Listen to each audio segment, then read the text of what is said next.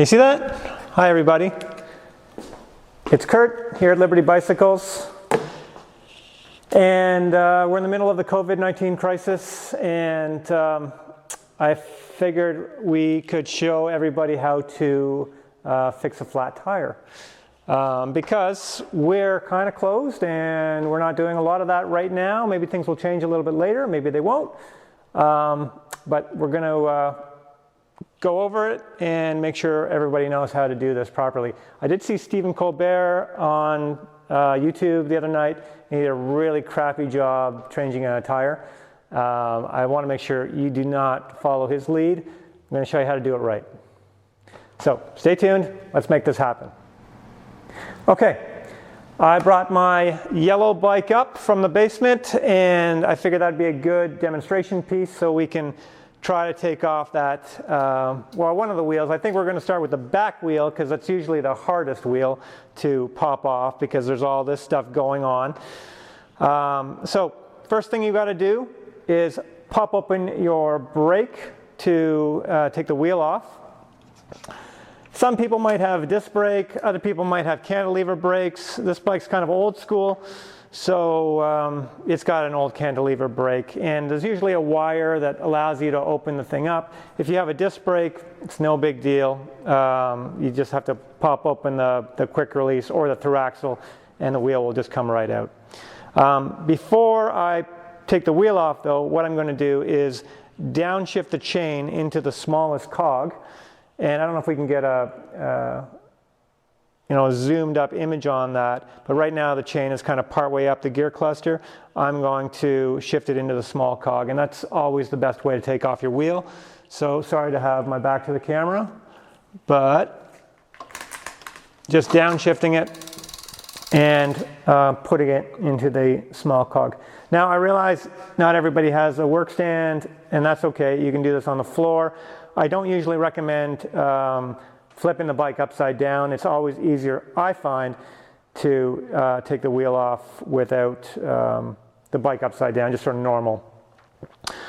Okay, so I'm going to deflate the tire because right now there's air in the tire. And we're going to pretend this is actually flat, so air's coming out. We're going to need a couple tools to make this happen too, and I brought them out over here. One is a pump. Hopefully everyone's got a pump at home.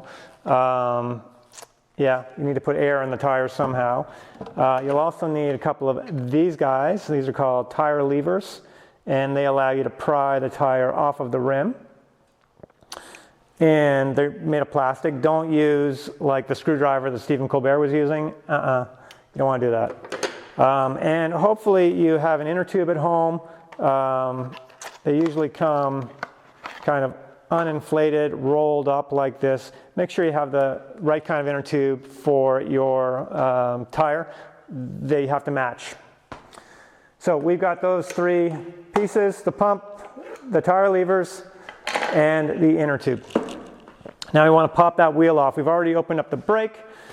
We're going to pop open the quick release.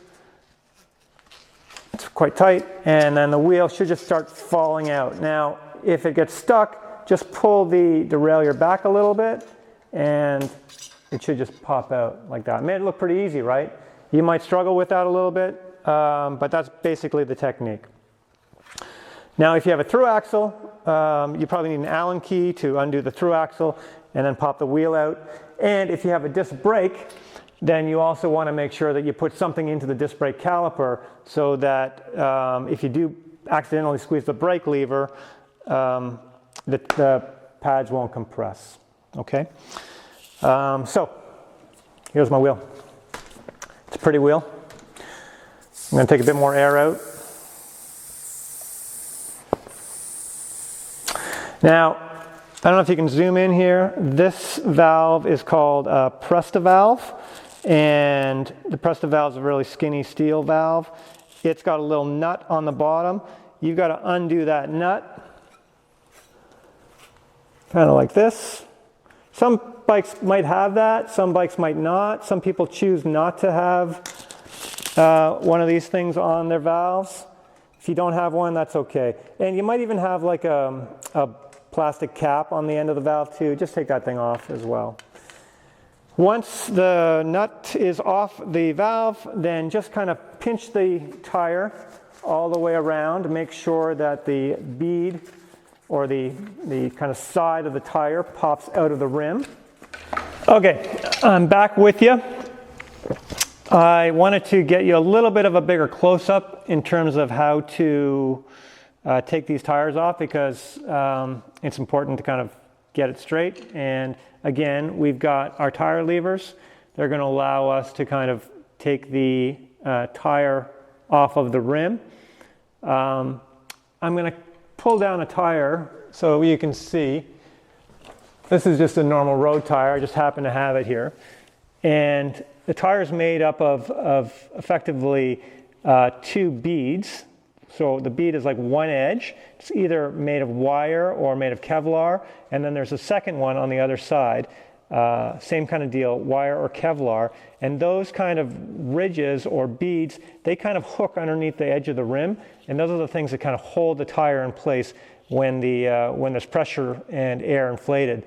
And so what we're going to do is we're going to kind of take our tire lever and then pry from the rim underneath, grab one of the beads, and then pull it over top of the rim. And you want to make sure that when you're doing that, you don't actually kind of catch the inner tube, because there's an actual inner tube on the inside there too. You don't want to catch that underneath there. Otherwise, you're going to maybe tear the inner tube. So you got to be a little bit careful when you're prying with those tire levers. I'm just going to put this tire aside. And right now, there's no air in my tire currently. I deflated it, but maybe you had a flat or something like that, or who knows what. But what we're going to do is on the opposite side of the valve, over here, we're going to take our tire lever, put it underneath the bead. Hopefully you can see that well. And then pry up and over top of the rim. If the tire is super tight, then sometimes you need 2 tire levers and put them about, I don't know, 10 centimeters apart, a few inches apart, and then you can pry both of those together, especially if you have a really tight tire. Once you have the bead pried over the rim, then just slide that tire lever along the edge of the rim and pull that one bead directly off of the rim. Just like that. And again, start away from the valve, the opposite side from the valve. It's a bit easier to do it that way.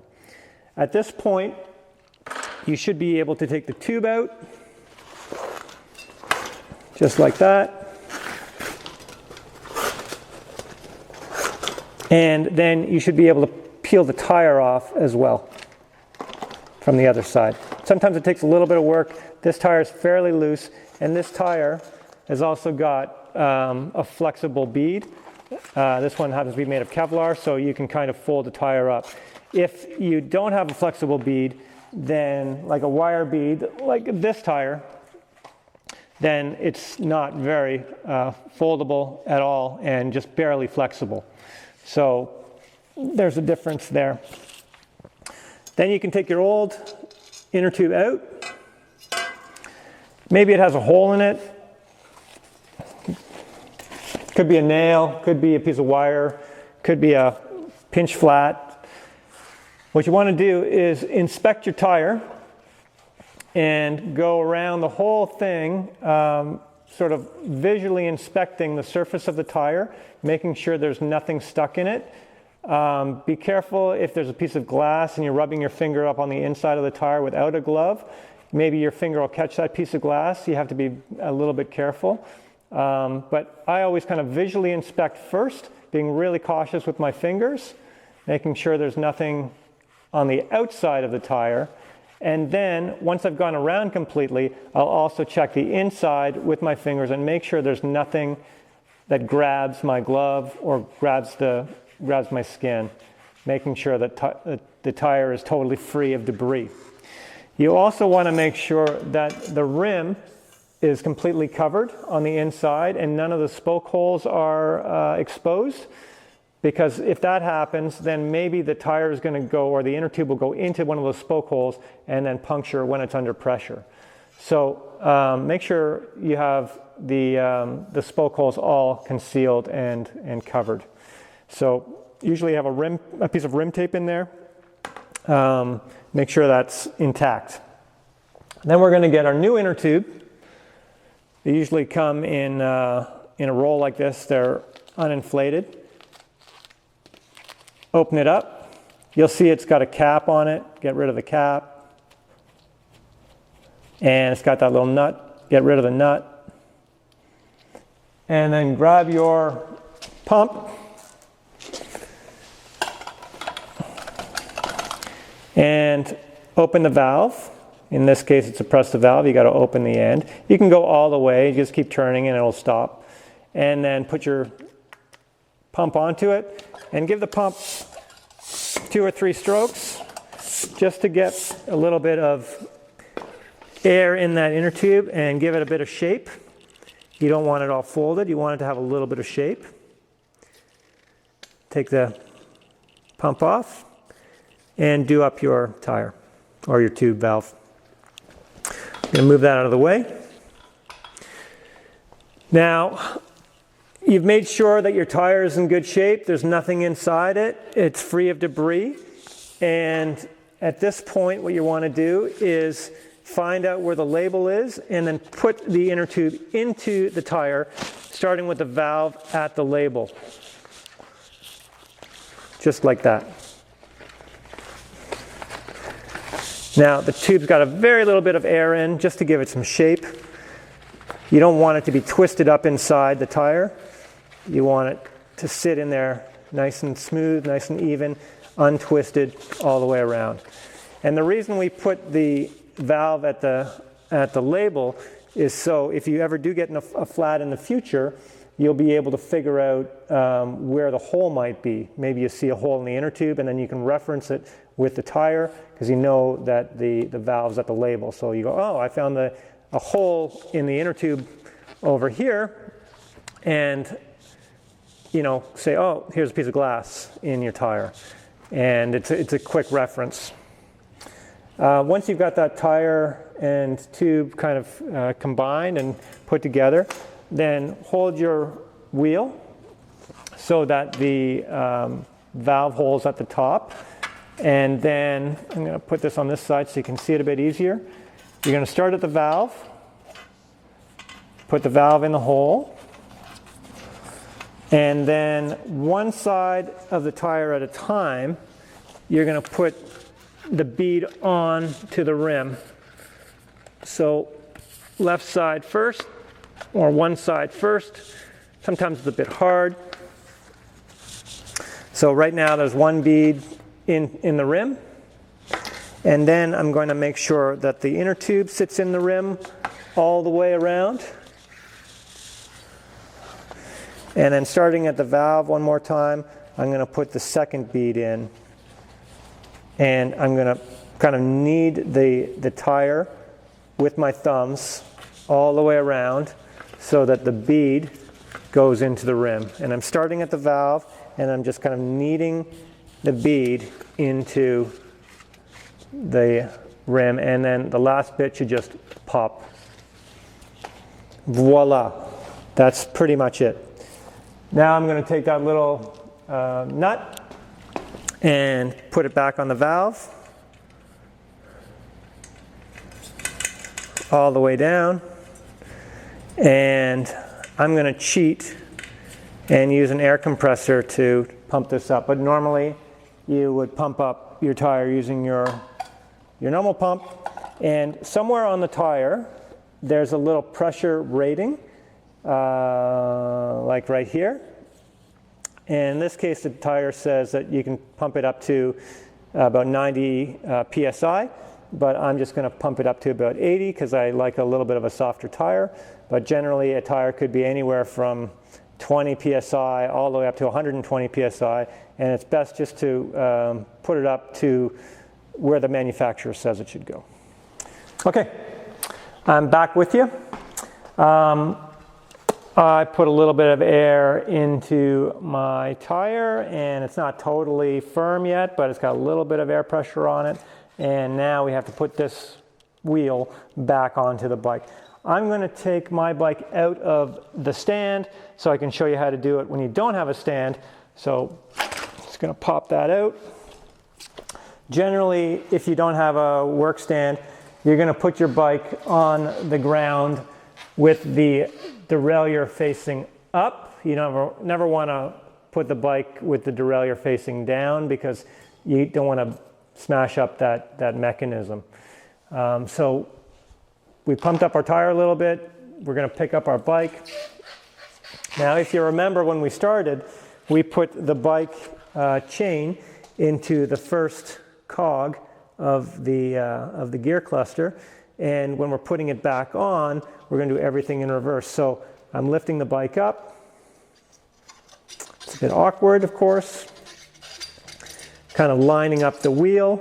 Make sure your quick release is open. And then you put that first cog onto the chain and vice versa. Chain onto the first cog, kind of like that. And once you're in there, then the wheel should just fall back into place. And then it fits back into the dropout. Make sure you put a little bit of pressure onto your bike seat so the wheel sits in correctly. And then clamp up your quick release. Your wheel's back on. I'm going to do up my back brake. Like that. And check the brake, make sure it's working properly. If you have a disc brake, you want to pull out that brake spacer before you put your wheel back in. And all you have to do now is just top up your tire. Make sure you get enough air pressure in there, back up to the manufacturer's spec or whatever you like. And that is that. And I hope that helps you, give you a little bit of information how to change your own tire if you need to, and how to fix a flat if you need to. And I want to just thank you for watching. If you have any questions, you can email me, Facebook Messenger, whatever, or YouTube for that matter. Let me know, and happy to answer any questions about fixing flats or changing your tires, okay? That's it. Have a great day. Bye-bye.